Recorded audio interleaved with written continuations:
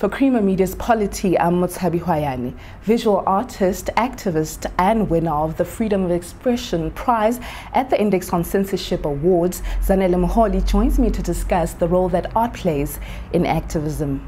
Was your engagement into the arts, and particularly photography, a calling, or was it fate? My work, I think, has a lot to do with activism. So I think that for most people who are dealing with issues, it has to come from within, comes from the heart. You need to be driven by something that will forces you to engage differently. So it's a calling, of course. It comes with a whole lot of issues that need tissues, I guess. But yeah.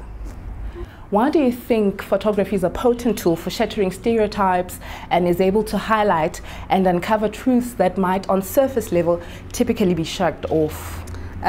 Photography becomes that easy medium for people to engage and feel and understand what is going on. What I like most about photography is that you don't need to be literate in order for you to understand and read and consume that particular image. Any person who has a visual sense could be able to get the message easily because you have your sight that draws into that particular picture. So it doesn't matter how many degrees you have, as long as you know what is in the picture, because that picture is made of either the social landscape that you occupy, or it's either made of what you see every day. The basic black and white portraits of the past and present are the same. You see human beings in those pictures. It doesn't matter what languages do we speak. Doesn't matter what sort of education we have. An image is an image is an image, and photography becomes that particular medium that we could all engage with and understand regardless of where we're based. What role do you think photography plays as a tool for advocacy and policy changes in the South African context? South Africa right now is a very, very interesting place for us to be at, and I cannot compare this country with any other country in the world, and especially as a person who have traveled and seen like so many places. This is the best place to be at, politically, socially, economically, which is kind of like a huge challenge, because it still reminds us of the social inequalities that we still have to deal with on a daily basis, you know, where we forced, you know, or poverty is projected on us in different ways, either by like walking on the street. You see the vendors on the street who are trying to make ends meet, the woman with the child on her back trying to be in a certain space selling a makwenya. That says something about our society. And how do we then speak about photography layered or connected with advocacy? It's easy. We basically need to say it's okay for us as human beings in space, as female-bodied beings, to use this medium and also to engage or start kind of like create dialogues that make sense to so many women who might think differently about communications as a field, about photography as means in which we could talk about like gender issues, we could talk about women's issues, we could talk about like societal problems that are taking place in different spaces. You are very outspoken when it comes to issues affecting women in general and lesbian women in particular.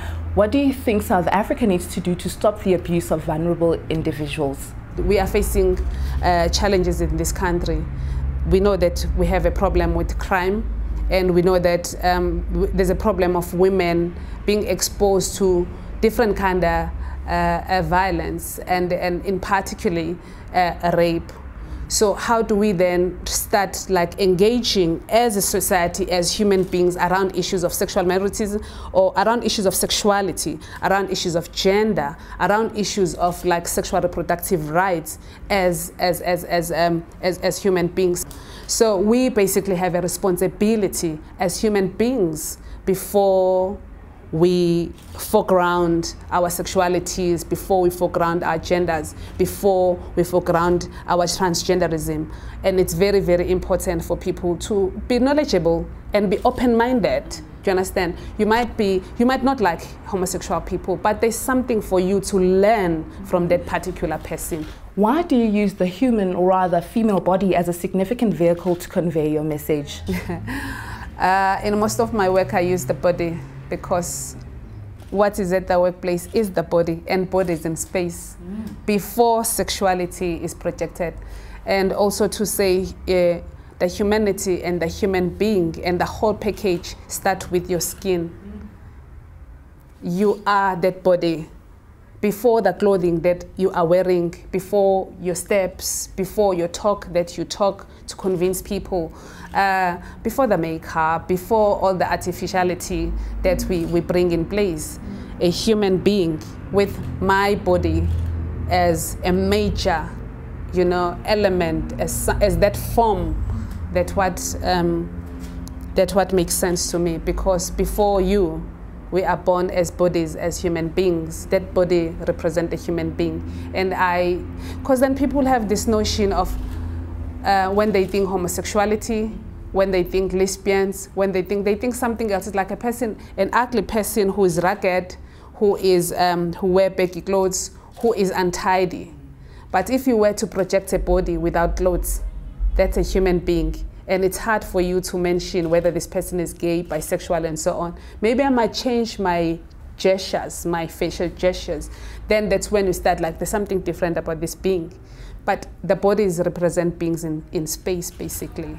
How did you feel when you heard that Minister Ngwane walked out of an exhibition displaying your work? How did I feel about Lulu? You know, I always say to people, this year marks exactly 10 years since I started documenting like visual activism, like formally. I finished at Market for a workshop in 2003, and I had my first solo show in 2004 at Johannesburg Arts Gallery. And I had my first censorship in 2004, July 10, like 9 days before my birthday. And it was from some corporate woman who wanted to project her personal beliefs and her religion on what I do, you know.